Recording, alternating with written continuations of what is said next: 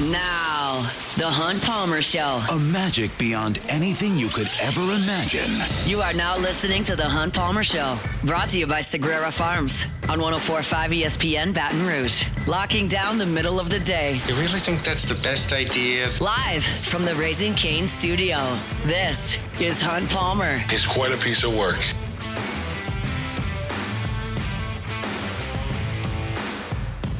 Thursday shows brought to you by Sagrera Farms Premium Angus Beef. This is hour 2 Hunt Palmer Show on a Thursday, working towards the weekend. Chris Blair in 15 minutes from Nashville. He was there beginning on Tuesday for LSU's Wednesday morning SEC basketball tournament loss to Kentucky. He will now continue to stay in Music City through LSU's weekend with Vanderbilt. So we'll talk about all that with Chris coming up in 15 minutes. Some news that has come forward since I've been on the air. That has been released to the public via the Illuminator, WAFB, and Tiger Rag that we've now got a press release up at LouisianaSports.net. A lawsuit has come down from 3 different Louisiana news organizations that have filed suit against LSU for refusing to disclose records of the public dollars it paid its student athletes. The Illuminator's Piper Hutchinson is one of the 3. WAFB's Chris Nakamoto is a second, and Tiger Rag's Todd Horn have all 3 come together to file suit under the principle of Louisiana's public records laws on how the state's dollars are spent over at LSU. Now, full disclosure from my end, I have only read this twice and have only been aware of it for about 30 minutes. So I'm going to tread fairly lightly here until I can learn a little bit more, but I will give you my 10,000-foot view of this developing situation, which ultimately is likely of very little consequence for anyone involved. That's my opinion, unless something is uncovered. And candidly, like Piper Hutchinson, Chris Nakamoto, and Todd Horn have made a career of uncovering things. Sometimes you dig at something, there's nothing there. Sometimes you dig at something and you find something very significant. That's their job. So no one has stepped out of bounds here from a media perspective as far as I can tell. Best I can tell from this release, they have sent in a Freedom of Information request to a public university. That has been declined, so they've sued. That's not out of bounds for anybody as far as I can tell. And we'll see what happens in court. But if you're just a Joe LSU fan driving around right now and you're hearing that LSU's being sued over this revenue sharing situation, well, what's going to come of that? My answer, as I understand it right this very second, is very little. Like, it would surprise me if something came of this that was significant. If you're someone who is very, very curious about how much each individual football or basketball player got paid and you'd like to know that, this may uncover it. If you have no interest in that whatsoever, like me, I've got no interest in that at all, well, it's probably a nothing burger. If they do uncover that LSU is doing something nefarious, like which I would sincerely doubt, well, then they'll uncover it. That's their job. So at this point, nothing has been out of bounds. The question that I pose as I'm reading it is, 1, what are they looking for? And 2, what would LSU conceivably be trying to hide? LSU is a public institution. It is run through public funds. I absolutely believe that the Louisiana taxpayers have a right to understand where public money is being allocated, how it's being used at the flagship university of the state. I think that's completely reasonable. Absolutely. The question is, does the public have rights to know what the $20.1-ish million of the athletic revenue distribution, where it's going? Because the student athletes are not employees. Like, absolutely. Freedom of Information request, I need to know what you're paying each employee at LSU, and that's public record. Absolutely. These aren't employees. It's a gray area. It's what the NCAA and all these courts are bickering about constantly when it comes to contractual obligations and ability to earn and all these things because they're not employees.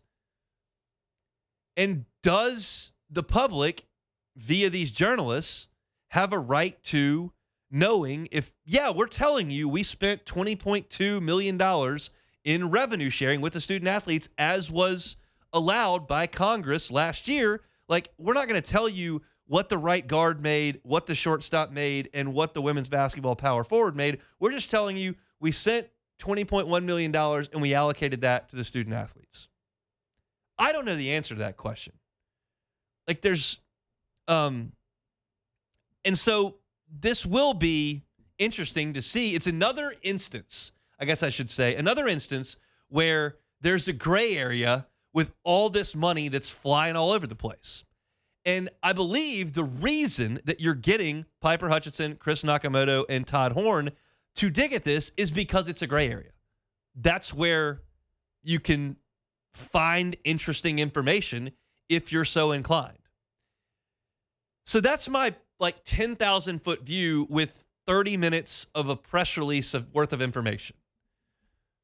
I don't know why LSU would be inclined to, quote unquote, as the press release says, shield the information if they are at all. I can kind of understand, hey, I don't want the amount of money that we spent on each individual player to be public record. Could create dissent in the locker rooms, could create unwelcome expectation for players, some subjective thoughts on that. I'll tell you this from my perspective. This is me talking. I think everyone has something in his or her job that you really enjoy and something that you really don't. I've talked to business owners over the years that they love what they do, that the actual task day to day. They don't like running the business and handling the payroll and hiring and firing. They'd rather just do what they do that makes the money. Maybe if you're an MD and you really like being in the operating room, don't really like being in the clinic. There are aspects to most people's jobs. I really like this. I really don't like that. And from my perspective, I love the actual sports. I like the games. I like to talk about the games. I like to react to the games. I like to watch the games. I like to write about the games. I like the games. I don't like the stuff that goes on outside the games. That's not my favorite thing to do. And this falls exactly in that. Y'all know where I stand on LSU. I want what's best for LSU athletically. I want what's best for LSU academically. And I get a check from LSU every fall. So that's cards on the table. That's how I feel. Y'all know that. Never hide from that 1 second. So my initial thought on this is I don't care what they paid De'Don Thomas versus what they paid Jalen Reed versus what they paid Max McKinnon. I don't really care what they paid Mansour Delane as opposed to what they paid Jack Pyburn. I don't care. That's not in my purview. All I know is that LSU went 3-15 in basketball, that they came up short and got embarrassed in a football game against Texas A&M, and the baseball team's not playing up to their standard, and the women's basketball team is probably going to get a 3 seed. That's my lane. This is not. So I have so little information on this and have so little interest in it, quite frankly, that there's not a lot of meat on this bone for me. I've told you what I think up front. I don't think any of the 3 journalists are stepping out of bounds. I'm confident that 98% of LSU fans, not taxpayers, LSU fans, think this is ridiculous by the 3 journalists. I don't share that opinion, but I know how fans think. Go away from my football program. Go away from my basketball program. I just stay away. That's how they feel about that kind of stuff. It's what went on with the whole thing with Will Wade. Went on with the whole thing with Scott Woodward and Brian Kelly and all the Ross Dellinger's getting rocks thrown at him and all that kind of stuff. I don't think the 3 journalists are stepping out of bounds for 1 second here. I just don't care about the result of this. Unless there's a significant crime being committed, which I would be flatline stunned. It's pretty simple. We've got this much in revenue, which is public record. We're allowed by the court to spend $20.1 million. We did that.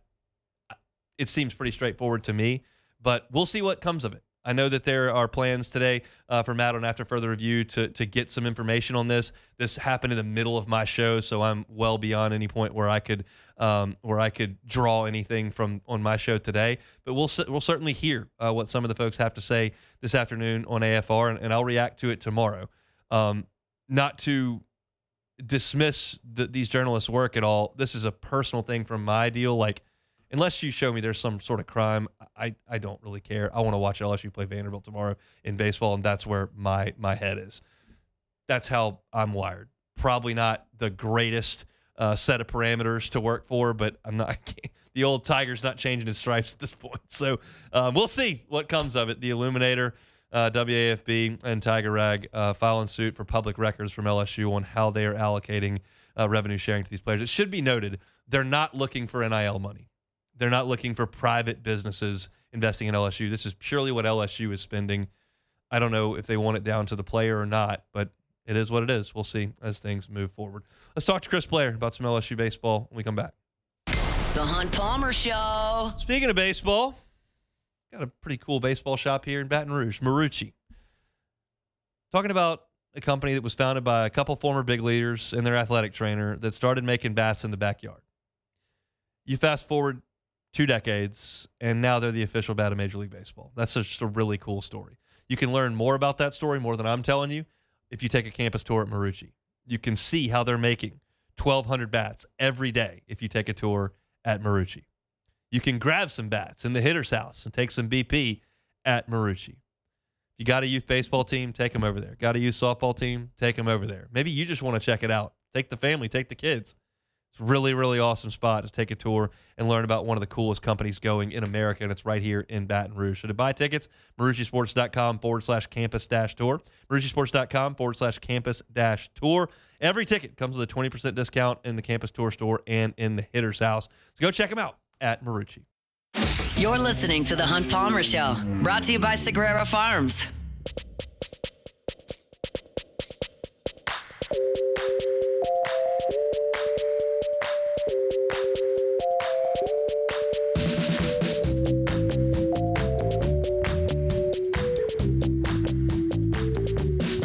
Thursday show is brought to you by Sagrera Farms Premium Angus Beef. Sagrera Farms Premium Angus Beef.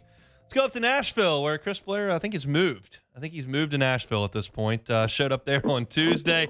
He'll be there through Sunday with a little basketball and a little baseball. Chris, thanks for the time. How are you, sir? I do feel like I need to fill out some tax forms for the state of Tennessee. But, yeah, just watched a thrilling game, man. Kentucky, Missouri. A little tighter than I'm sure all these Kentucky fans wanted to see, but perfect timing for the call, right, between the start of this and Auburn and Tennessee up next. So I've said it before. I don't agree with everything the SEC does. I don't agree with everything they say publicly, but I'll give them this. They know how to put on a tournament, both in Greenville, here in Nashville, the baseball tournament, and obviously the college, the football championship. They know how to do that, and it's a great week here in Nashville. What do you think the Cats' chances are of getting hot in the months of March? I didn't love the way they played defense yesterday, but they got another win today. Yeah, it's funny. Coach Brady and I talk about it all the time, and as you can guess, he's forgotten more basketball than I'll ever know. But I'm not so sure there's a lot of teams in college basketball playing a lot of defense. Yeah. I mean, seems like every game is 90 or more. I take that back. Tennessee, I think Rick Barnes still puts a big emphasis on that, which I think will be key against this Auburn team. Because Auburn, that's all I've heard today is Auburn in with Miami of Ohio losing in their title game. I think they got to beat Tennessee to get in, to be honest with you. But yeah, I think Kentucky's got a chance. I mean, when you got a guy like Otega Owe he's just a scorer. And then he got some help from Aberdeen today. I mean, when they needed some buckets late, those two guys were able to get it. It's funny. They don't seem to respond to their coach, Hunt. Again, it's hard to see on TV, but I've seen Kentucky play now 3 times on the floor. He doesn't look like he's got control of his team. But when they're playing well, they're as talented as anybody in the country, and they're hard to beat. No question about that. Just one on basketball as that season comes to an end. Max McKinnon was asked to just do a ton once Deion Thomas and Jalen Reed went down, and he pretty much answered the bell almost every single night. What can you say about his performance down the stretch in his final season of college basketball? Yeah, I had a chance to tell him and his mother. I'm extremely proud to have been able to watch him play college basketball for the 1 year I got to see him play. He unfortunately, Hunt, and I say this tongue firmly in cheek, didn't get injured, didn't have any issues, and only got to play 4 years of college basketball. Go figure. And I think that's, again, it's kind of a double-edged sword. I kind of like the traditional 4 or 5 year basketball player, not so big on the 26-year-olds. But I think it's unfortunate a guy like that only gets 4 years, and he's done pretty much everything right. But as far as what he did this year, I mean, putting that on his shoulders and having to be a guy that pretty much, if LSU had a chance to win, he had to go for 20. And there were nights, he went for 27, 28, and 34. And I think he gave it everything he had every time out. He didn't have a great game every time out, but he had more than his fair share. And for that, I'll certainly remember the effort of Max McKinnon at LSU. He had a great year, no question about that, and a tough season for the Tigers. Let's shift over to baseball. You'll see the Tigers at the Hawk tomorrow in Nashville. A tough weekend against Sacramento State, no question about it, but a rebound there on Tuesday against Creighton. How do you feel like the Tigers are going to be mentally when they start SEC play?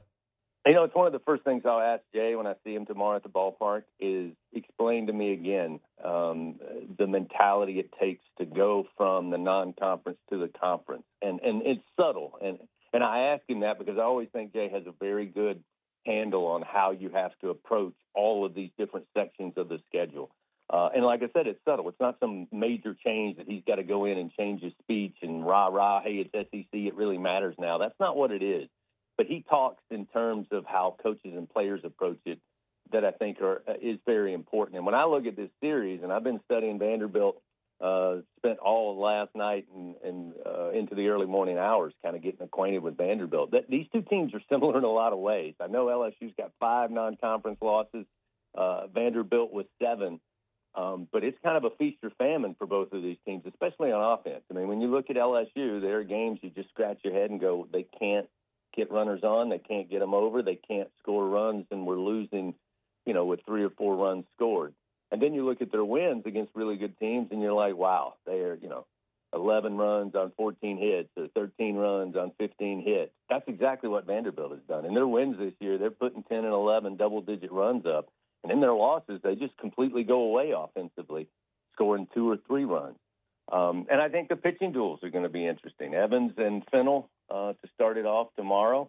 And Fennell 2-0. Evans, picking up his first win. But I think Kaysen has considerably gotten better each and every week. So I think these two teams are very similar. So I think we're up for, an exciting, competitive, and who knows what's going to happen weekend in Music City. Stephen Milam's an interesting case. We have seen him so good freshman year, Omaha last year, and we have seen him scuffle SEC play last year and then the last 3 weeks. What makes him good when he's good, and what makes him maybe struggle when he's struggling? Well, Jay told me on Sunday when he put Milam atop the order, he said, look, I looked at his last 3 or 4 at-bats, and he's putting solid contact, got a couple of bad luck, hit it right where they were. But he likes Milam when he's aggressive at the plate, and that's one of the reasons he put him atop the order on Sunday. Now, I know Milam didn't have a great game, but I think when he uses his plate discipline along with being aggressive, and usually that means first pitch approach, and then after that, you got to work the count. But he also says when Milam is playing well, I mean, he's going to get 7, 8, 9 pitches to look at, and you're really going to have to fight to strike him out. So, we've seen him not be in that form early part of this year. But I thought back to last year, there was kind of a section there where it was he scuffled a little bit. But, I just think Milam's got enough equity built in that what he gives you defensively, and what he typically does when you take the body of work in its totality from start to the end, season-wise, I think he's going to be fine. Again, I told somebody this morning over at the arena, the panic button on baseball, I think all of us get caught up in the football mentality of the SEC. And you have to kind of step back a little bit and go, Jay's still trying to find out what combination, what order. And frankly, you and I both know in his 4+ years, what it is in March is not what it is in April, and usually it's not what it is in May and June. But I know that the ramping up of the seriousness, sense of urgency certainly will go up this weekend, and I think that'll be the same approach Stephen has, everybody else in that Tiger uniform when they step on the field tomorrow night. I know you asked Jay about Chris Stanfield on the coach's show, the first one this week, and he's mentioned him a couple of times, but got out on the field on Tuesday, which was a little earlier than we thought, and I'm not sure what capacity he can be available, but obviously Jay speaks about him in glowing terms. Yeah, I mean, I looked at the lineup on Sunday and, was talking to guys upstairs in the booth, and I'm like, look, guys, you're talking about a team that got all the way to the finish line, hoisted the national championship trophy, and, yeah, you got some really key pieces back. But you got a lot of new faces, and you've been without Chris Stanfield basically until, the first 2 games. But, from all I understand, and things certainly have changed since I've been here in Nashville, at least I hope so for the positive, it really comes down to a pain tolerance issue. I mean, there's no more, the rehab, all the stuff he needed to do to get healthy is there. Now it's what can he handle from a pain tolerance standpoint. And I think the hitting part, at least at last check before I left town, the hitting part was the last piece to really come around, that it's still kind of difficult for him to grip the bat, get a full energy swing into it. But I mean, if you can get him back, and I would argue at this point, if it's a situation where you got an 80%, Stanfield back, his experience, his talent, hope to see him out there on the field this weekend. Crazy, but LSU has not played at Vanderbilt since Jay Johnson's first year. It was the last weekend of the season, and LSU just went nuts on offense. Dylan Cruz was on a heater like he did quite a few times in an LSU career, but it's a different kind of ballpark in terms of attendance and the way it's shaped. What can you tell the fans about the Hawk? Yeah, I mean, again, it's I don't want to belittle Vanderbilt's facilities. I mean, it works for them, but it's what I would call a low-hanging stadium. So, I mean, everybody is basically there at the foul line. And you got the Whistler that I'm sure we'll have to contend with, which I certainly I think fans and broadcasters make more of it than the teams do. But it is something that eventually over a 3-hour period is like, good heavens. And, it's one of those deals where he's kind of like, you've heard the saying, he's a you-know-what, but he's our you-know-what. But yeah. I still think it's fascinating that Vandy fans can sit through it for 3 hours. But the dimensions are different. You got the 35-foot wall there and left that protects the building that is the football stadium at Vanderbilt. It's turf. So, I mean, there's some changes you have to adjust to overall. But that was one heck of a weekend to finish up regular season play. That was one of the more dominant weekends that I can remember that surprised me, Hunt. Not that there haven't been dominant weekends by LSU and SEC play. They certainly have. But that one just kind of caught me off guard. And you're right. Dylan and the rest of them were on a heater. It was wild. Balls were flying out of that stadium. I think Cade Doty got hurt diving on a ball in right field. Does that sound right? Yes, indeed. Yeah, that's what I remember. Cruz just hitting everything over the fence, and then Cade Doty diving and feeling like he was hurt and not knowing what the next week was going to hold. But yeah, Every once in a while that team could get going on offense, and they certainly did up in Nashville. Enjoy Music City. Enjoy a little basketball today, and we'll be listening over the weekend. You got it, Hunt. Thank you. He is Chris Blair, voice of the Tigers up there in Nashville, Tennessee. I was sitting in the press box at Louisiana Lafayette last Wednesday, I guess it was. And I knew that it was packed house, so I looked up the attendance and the capacity at Teague Moore Field in Lafayette, and it was just north of 6,000. And then I looked up Vanderbilt's capacity, and it was just north of 3,500. So UL Lafayette Stadium holds almost twice what the Hawk does. Obviously, Vanderbilt does not have a lot of alums in Nashville. That's relative. It's a pretty small school by SEC standards, obviously, and they have a lot of Northeast and transplants that come in. Nashville's a blowing up city, and there are plenty of people that went to Vanderbilt and live in Nashville, but it's not as densely alumni populated as Knoxville, Tennessee, and Baton Rouge, Louisiana, and Austin, Texas. So they don't have a huge fan base because athletics have never been a big thing there, and the stadium's really small. So it's not the most intimidating place to go, but you can get in some trouble trying to play that wall in left field, and they're really good usually, and they usually have really good athletes on that turf. It's generally like how Tim Corbin has built a lot of his teams. So it is a unique environment to the SEC. I don't have any problem saying that. I think that you would struggle to differentiate between some of the environments in the SEC, but as far as this one goes, it's different. It's smaller than most. The wall in left field is really only Auburn has got something that's kind of like that. And it's just a different feel there in Nashville. So we see how LSU handles things. It just matters how you play on the field. And they'll start things up at 6 o'clock Central tomorrow, another night game on Saturday, and then an afternoon tilt on Sunday for the 3 games in the SEC's opener for LSU and Vanderbilt. I'll do a lot to preview that game coming up on tomorrow's show. I talked a little bit about the LSU schedule and how things have got to shake out early on at the top of the show today. So if you want to go and catch that on demand, you can certainly do that. It was at 1 o'clock. We will step aside, come back. 30 minutes to go on this Thursday edition of the Hunt Palmer Show. The Hunt Palmer Show. Highland Insurance Group, HighlandIG.com, HighlandIG.com. Jonathan Carver and his team are experts when it comes to the technical aspect of insurance. It's not the most fun thing to talk about, I know. And oftentimes, as business owners, as CFOs, you look to the back page of that proposal, what's it cost? What is that in monthly installments? Like, what is this going to cost me? That's most business owners' first thought on insurance. That's okay. The Highland Insurance Group will absolutely keep that in mind. But also, what are you buying for that cost? Because it doesn't help you to spend a lot on insurance and then not be covered for these 3 things that you weren't aware of because you just looked at the price tag, and all of a sudden you've paid the premium and you're uncovered for the claim. You don't know when the hurricane's coming. You don't know when one of those employees is going to click that link he or she is not supposed to. That's going to compromise the system. You don't know when there's going to be a fire. You don't know when that car accident's coming. Make sure you're covered and that the policy is properly written. That's what the Howard Insurance Group does. They take premium seriously. They've got multiple markets they can shop to make sure you're getting the fair price, but they're also going to make sure with their team of experts at the Howard Insurance Group that you're covered properly for your line of work. Check them out online at HighlandIG.com. They're here in Baton Rouge, can help you out statewide. It's the Howland Insurance Group, HighlandIG.com. You're listening to The Hunt Palmer Show, brought to you by Sagrera Farms.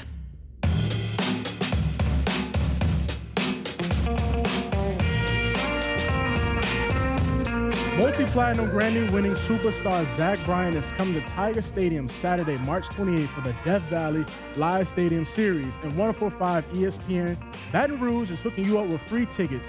Register now at 1045ESPN.com for a chance to win. I'd like to win that, but I doubt I'll win it, if we're just being honest. Yeah, I think you work here. I think the listeners might have a bit of an issue if I won the tickets, so... Oh, this is very easy. Just use a fake email address. I've won 12 contests. Have you here through Guarantee? You're a 12-time winner? I am, yeah. I always just send a buddy, and I'm like, if you go pick up the 2 tickets, you come with me. It's just a different person. I'm trying to think the last time I've won anything at all.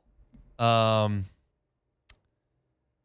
can't think of anything that I've won. So I actually won a shoe raffle like right around COVID, where you put in like $10 and like, oh, you can win these new pair of shoes. And I actually won. I was like, oh my goodness. Like, wait. What were they? These were back when the Nike SB Dunks were like first coming out. Like, so it was a good shoe. Yeah. Okay. So like right around COVID, like right before that time, $10 in. I actually won. I was like, man, that was like an $80 shoe. I won a costume contest when I was in like 2nd grade.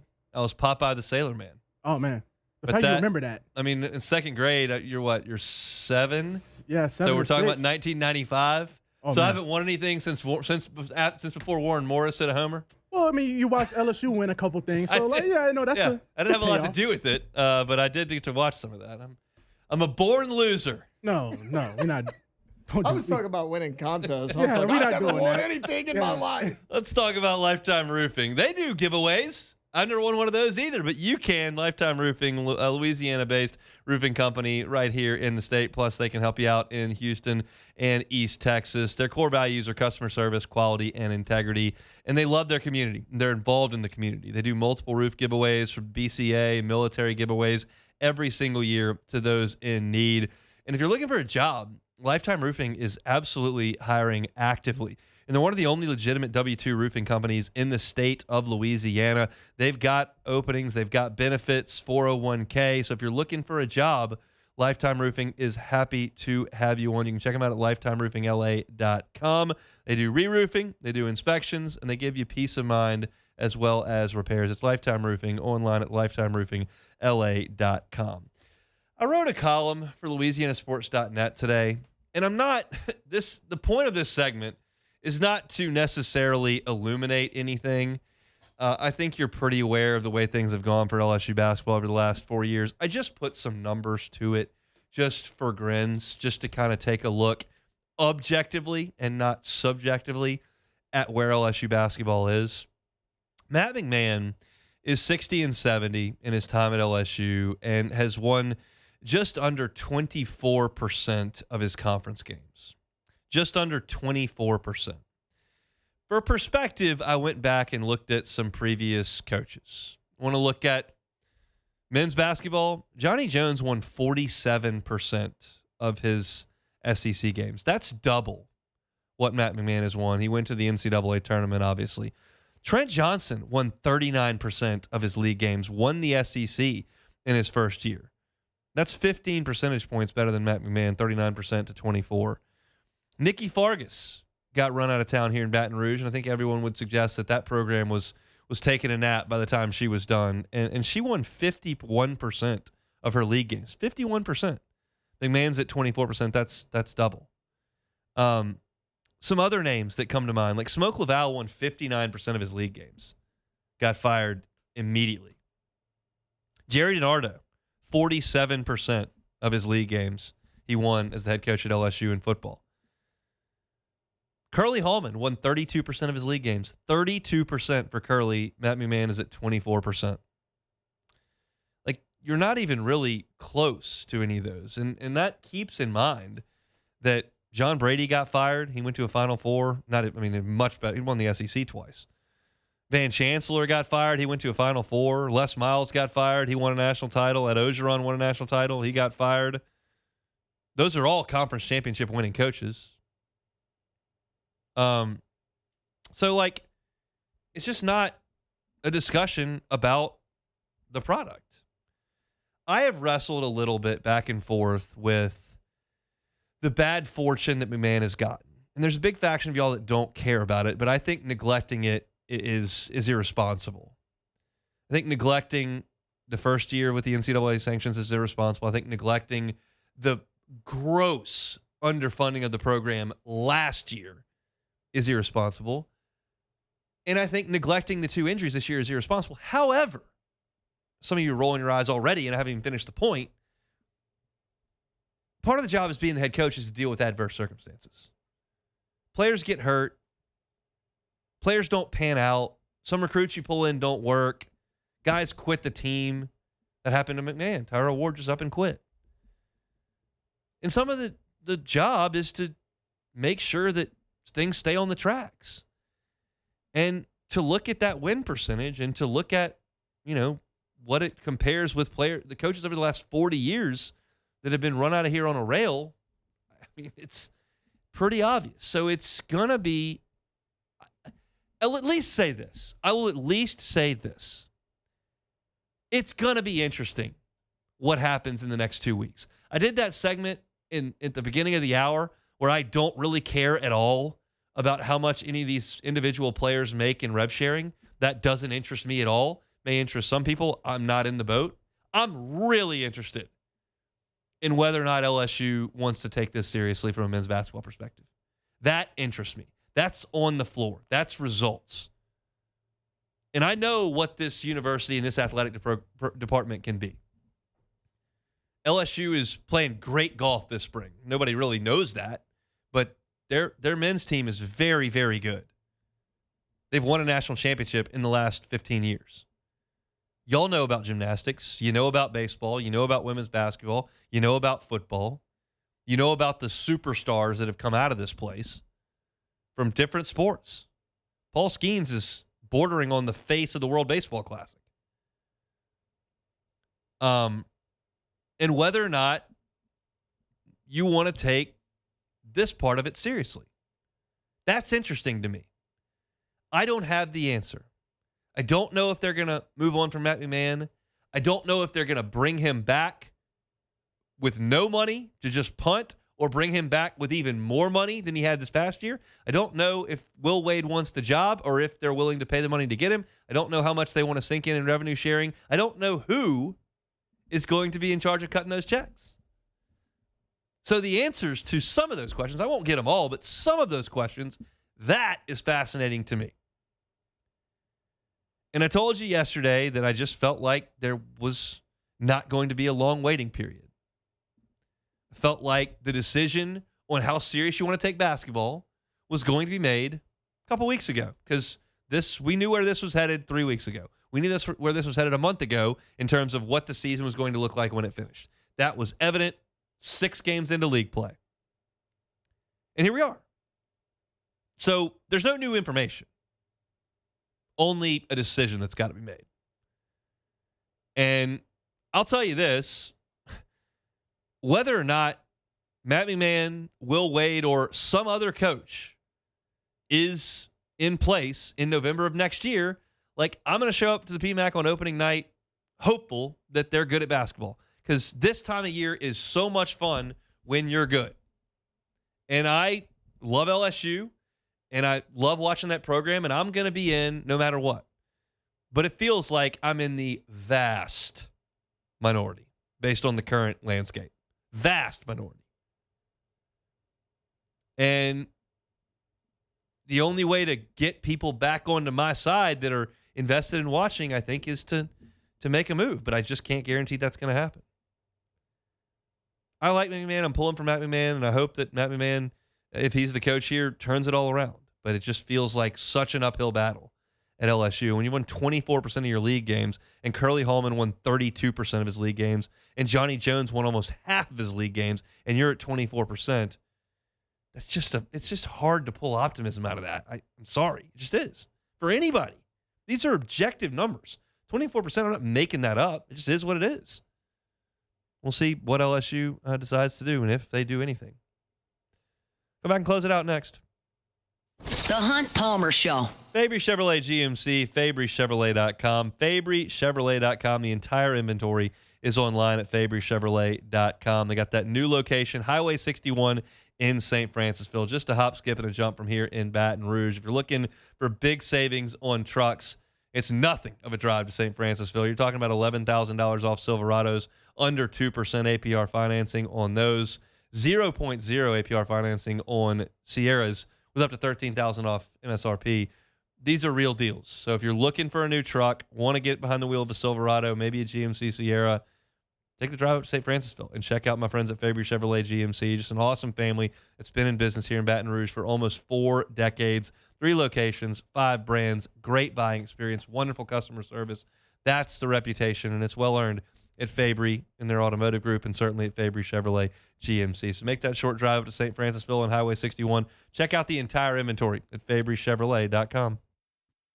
You're listening to The Hunt Palmer Show, brought to you by Sagrera Farms.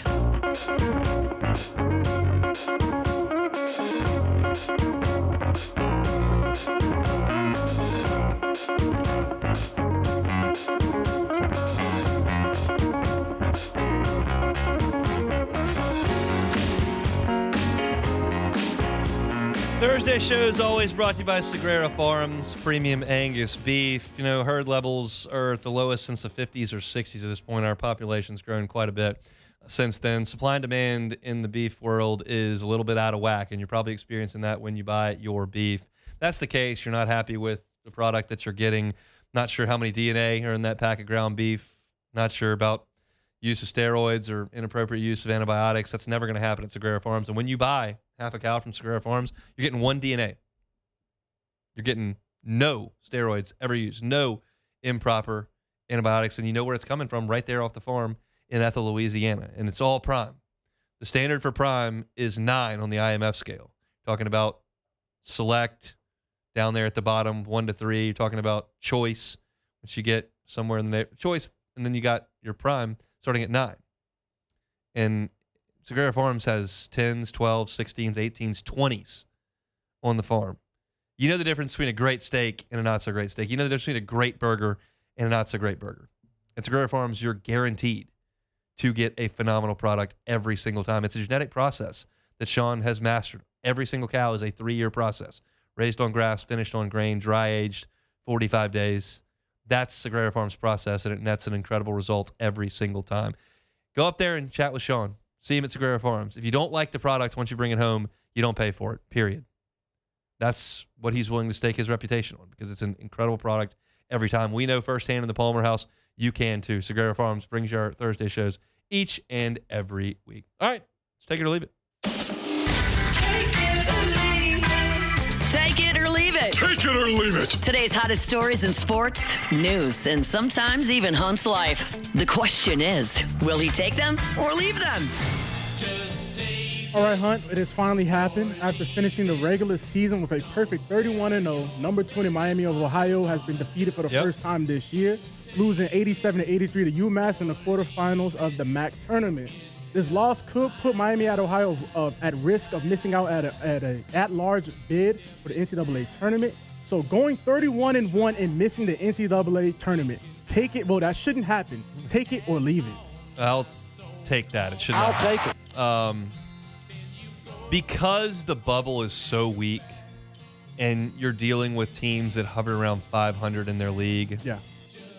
You go 31-0 in the regular season, I'm probably going to have to take a hard look at that. Now you might be a 12 seed, but I got to take a look at that. And look, I'm not trying to talk out of both sides of my mouth, I promise, because when it comes down to baseball, I always side with the teams that play a tougher schedule. Yeah. I like more of who you can beat.